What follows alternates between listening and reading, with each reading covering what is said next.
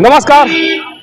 सासाराम शहर में रहने वाले लोग ट्रैफिक नियमों का पालन क्यों नहीं कर पा रहे हैं और क्यों नहीं सासाराम शहर से जाम की समस्या समाप्त हो पा रही है, उसकी एक वानगी मैं आपको दिखाने की कोशिश कर रहा हूं। देखिए, ये पुलिस का वाहन लगा हुआ है। ये पुलिस का वाहन है, सिकरौर थाना लिखा हुआ है, बक्सर पुलिस।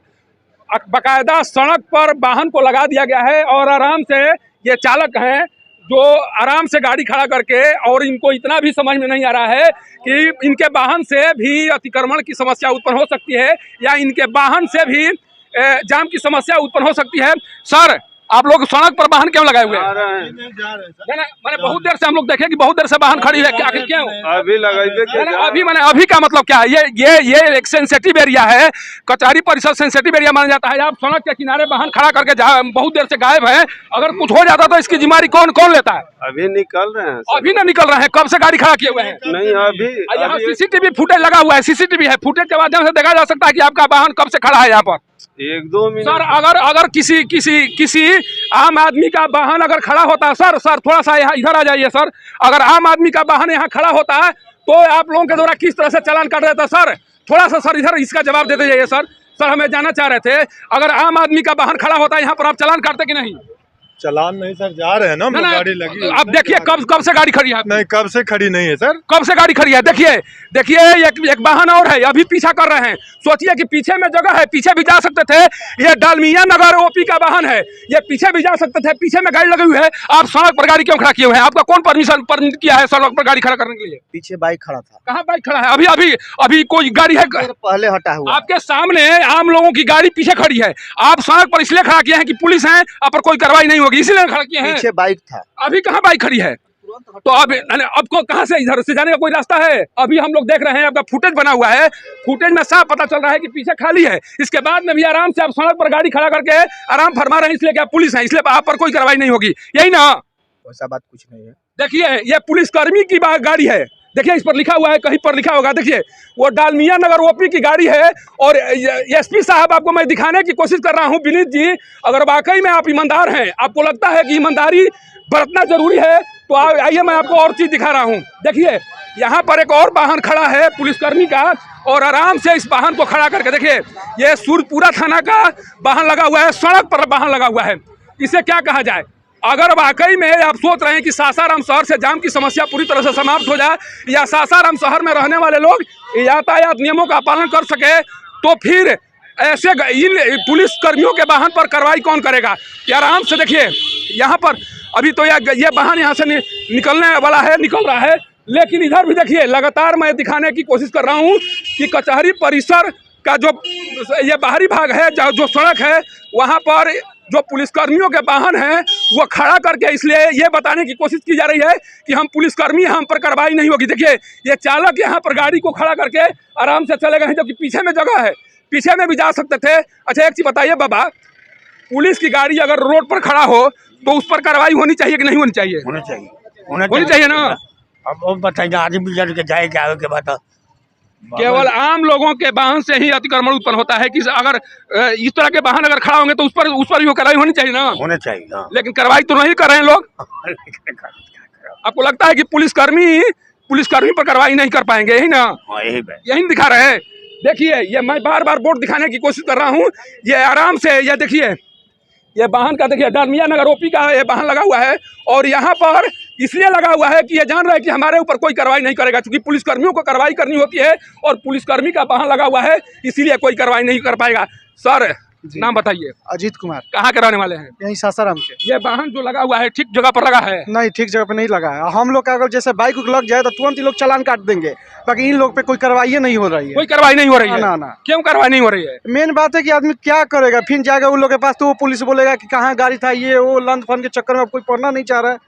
एसपी साहब, आप समझिए कि यहाँ सासाराम शहर में जाम की समस्या क्यों समाप्त नहीं हो रही है और क्यों अतिक्रमण का मामला बना हुआ है, जब आपके पुलिसकर्मी जिनके ऊपर जिम्मेवारी है सासाराम शहर को जाम मुक्त बनाने की, उनके द्वारा इस तरह से वाहन खड़ा करके यह दिखाने की कोशिश की जाएगी कि नहीं हम नियम से ऊपर हैं, तो आम लोग नियमों का पालन कैसे कर पाएंगे? हमारे साथ देखिए, आप भी सर कुछ बताते चलिए, ये जो नज़ारा दिखाई पड़ रहा है इसे क्या समझा जाए?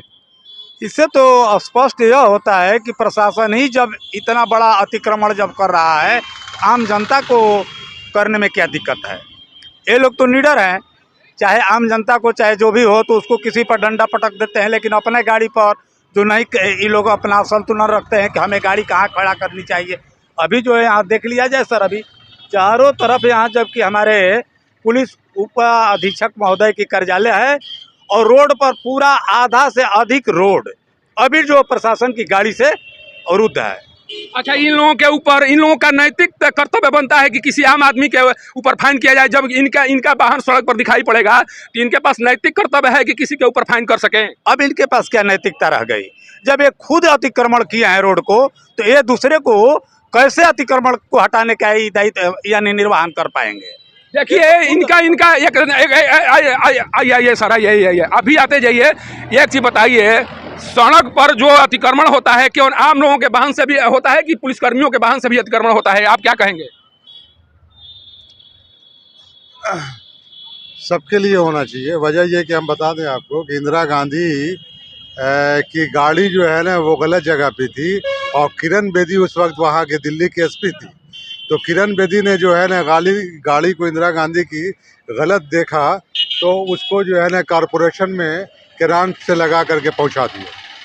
तो किसी ने जा करके इंदिरा गांधी से कहा कि आपकी गाड़ी को किरण बेदी ने कॉरपोरेशन में भिजवा दिया। तो इंदिरा गांधी ने कहा कि क्या वो गाड़ी गलत जगह पे लगी हुई थी? तो इंदिरा गांधी ने कहा कि किसी ने कहा कि हाँ गलत जगह पे थी। बोला कोई बात नहीं है, दूसरी गाड़ी आप मंगा लो। दूसरी गाड़ी लाई गई और उससे इंदिरा गांधी फिर बैक हुई और जाने के बाद फ़ौरन किसी को कहा कि किरण बेदी को फ़ोन करो कि कल सुबह 10 बजे मेरे आवास पे तुम्हें आना है। किरण बेदी बहुत घबराई, लेकिन वो गई जब 10 बजे तो देखी कि बहुत सारे और भी लोग हैं।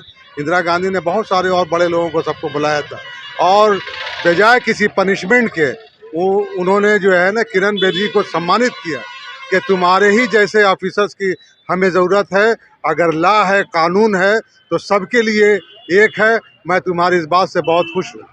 देखिए, जो कहानी बता रहे हैं, किरण बेदी भी एक आईपीएस अधिकारी थी और उनके द्वारा जब प्रधानमंत्री के वाहन को सड़क से उठवाकर किनारा किया जा सकता है तो एसपी विनीत कुमार जी को भी अपना बड़ा दिल दिखाना चाहिए। सासाराम शहर में आप चाह रहे हैं कि लोग जो यातायात है उसका पालन कर सके, यातायात नियम का पालन कर सके, जो अतिक्रमण की समस्या है उसे दूर किया जा सके, तो आपको भी बड़ा दिल दिखाना पड़ेगा। जब प्रधानमंत्री इंदिरा गांधी के वाहन को एक आईपीएस के द्वारा सड़क से हटाकर किनारा किया जा सकता है तो विनीत कुमार जी के द्वारा भी वो बड़ा दिल दिखाना जाना चाहिए। और जो पुलिसकर्मी के वाहन है, पुलिसकर्मी प्रधानमंत्री से ऊपर नहीं है, लेकिन पुलिसकर्मियों की गुंडागर्दी या सड़क पर इसलिए दिखाई पड़ रही है कि विनीत कुमार जो एसपी हैं, सोचिए कि अनुमंडल पुलिस पदाधिकारी का यहाँ सामने में कार्यालय है और उनके सामने पुलिसकर्मियों के द्वारा जिस तरह से परिवहन नियमों का उल्लंघन किया जा रहा है, जिस तरह से अतिक्रमण किया जा रहा है सासाराम सड़कों की, उसे साफ लग रहा है कि कहीं ना कहीं पुलिस अधिकारियों के सह पर यह सब कुछ हो रहा है और सासाराम शहर में जाम की समस्या बनी हुई है। मैं एक और दृश्य दिखा रहा हूं। देखिए, एक और मैं दृश्य दिखाने की कोशिश करता हूं और उस दृश्य को देखकर समझिए कि सासाराम शहर में जाम की समस्या क्यों समाप्त नहीं हो रही है। आप एक दिशा देखिए, यहाँ से लेकर वहां तक देखिए, ये सारे वाहन लगे हुए हैं, लेकिन केवल और केवल जो परिवहन विभाग के अधिकारी हैं वो सामने में जो समहरारे के सामने जो वाहन खड़ा हो रहे हैं उन पर तो चालान काटा जा रहा है, लेकिन बढ़हरी ओपी के इस वाहन पर चालान कौन काटेगा? देखिए, ये बढ़हरी ओपी की गाड़ी है और सड़क के किनारे लगी हुई है।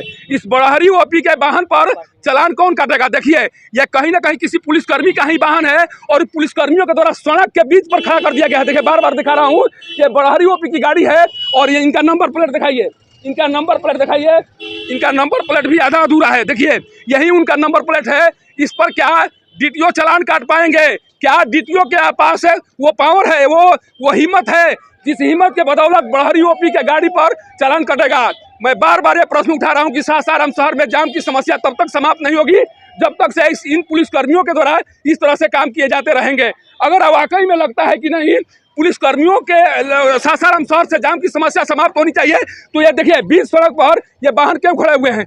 खड़ा करके आराम से देखिए, सारे लोग यहाँ पर दरवाजा बंद करके चले गए हैं और यहाँ पर जिस तरह से यहाँ पर सिंगल वे हो गया, देखिए यहाँ से लेकर वहाँ तक सड़क है, लेकिन इतना सड़क का इतना भाग ये लोग कवर किए हुए हैं। तो सासाराम शहर में जाम की समस्या उत्पन्न होगी कि नहीं होगी ये बताना जरूरी है। और एसपी साहब, अगर आपको लगता है, मैं नंबर प्लेट भी दिखा दिया आपको, और लगता है कि सासाराम शहर से जाम की समस्या समाप्त होनी चाहिए। आपको लगता है कि सासाराम शहर में अतिक्रमण की समस्या समाप्त होनी चाहिए तो पहले इस तरह के वाहनों पर आपको कार्रवाई करनी होगी। अगर आप पुलिस कर्मियों पर कार्रवाई नहीं करते हैं, केवल और केवल आम लोगों को निशाना बनाएंगे, तो सासाराम शहर में जाम की समस्या कभी समाप्त होगी नहीं होगी। कारण कि इन्हीं लोगों के ऊपर सासाराम शहर को जाम मुक्त बनाने की जिम्मेवारी है, लेकिन इन्हीं लोगों के द्वारा अतिक्रमण करके सासाराम शहर सड़कों को रखा गया है। तो सोचिए कि सासाराम शहर जाम मुक्त कैसे होगा। अगर वाकई में आप में बड़ा दिल है और वाकई लगता है कि आप किसी को बचाते नहीं हैं, तो ऐसे पुलिसकर्मियों के विरुद्ध भी कार्रवाई होनी चाहिए। तब पता चलेगा कि वाकई में आप जो हैं एक निष्पक्ष अधिकारी हैं और निष्पक्षता के साथ काम करते हैं। अगर पुलिसकर्मियों के विरुद्ध कार्रवाई नहीं करते हैं तो यह माना जाएगा कि आप अपनों को बचाते हैं कि और गैरों को फंसाते हैं। इसलिए सासाराम शहर में जाम की समस्या लगातार बनी हुई है। सासाराम से पब्लिक न्यूज के लिए सत्येंद्र चौबे की रिपोर्ट।